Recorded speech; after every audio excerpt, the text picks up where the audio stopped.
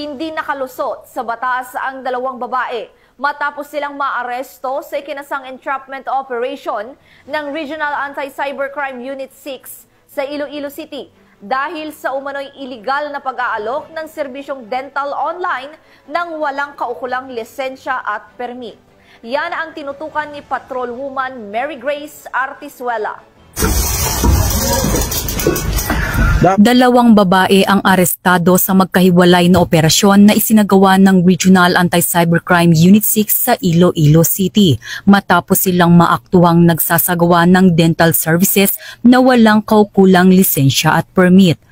Natukoy ng mga otoridad ang mga suspect sa pamamagitan ng kanilang Facebook accounts na ginagamit sa pag-aalok ng dental services online.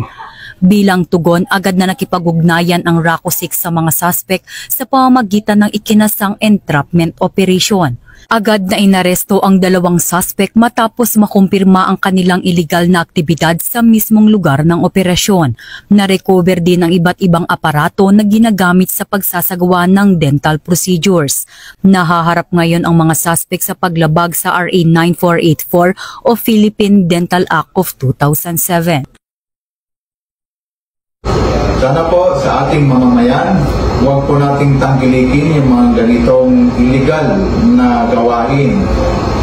Dahil ito po ay delikado po sa inyong kalusugan at isa pa, unfair naman ito sa mga lisensyadong, mga professional, mga dentista na gumagawa, nagbibigay ng serbisyo na dental na naaayon sa batas.